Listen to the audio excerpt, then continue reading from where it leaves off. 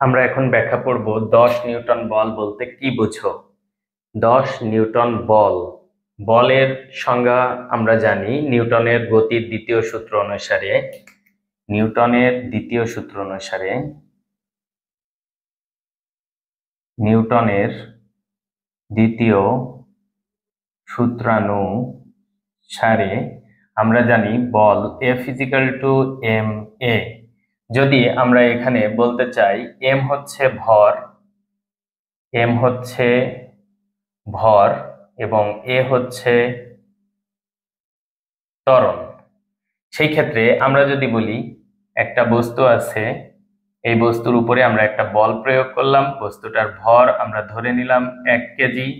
1 KG বস্তুর ভরের যদি ত্বরণ সৃষ্টি করতে পারি আমরা 10 মিটার/সেকেন্ড স্কয়ার, তাহলে আমরা এখান থেকে বলটা পেয়ে যাব 1 কেজি ভর 10 মিটার/সেকেন্ড স্কয়ার ত্বরণ সৃষ্টি করলাম, সেই ক্ষেত্রে আমরা পেয়ে যাব 10 নিউটন বল।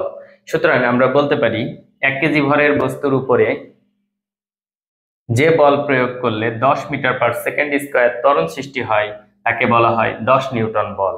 বা আমরা বলতে পারি 1 কেজি কোনো বস্তু যদি 10 মিটার/সেকেন্ড ত্বরণ সৃষ্টি করার জন্য যে বল প্রয়োগ করা হয় সেটাই হচ্ছে 10 নিউটন বল।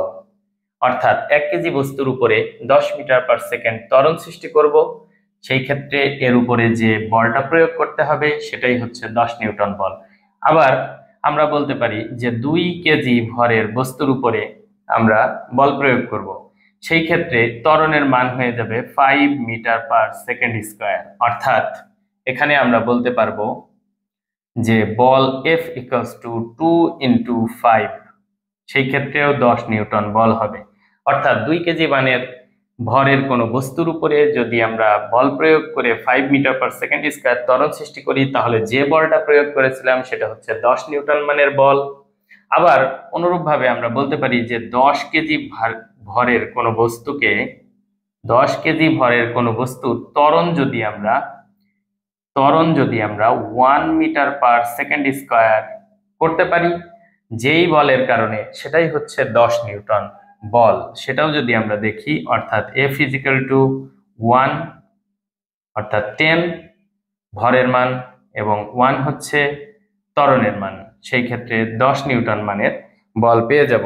অনুরূপভাবে আমরা বিভিন্নভাবে এই ব্যাখ্যাটা দিতে পারি।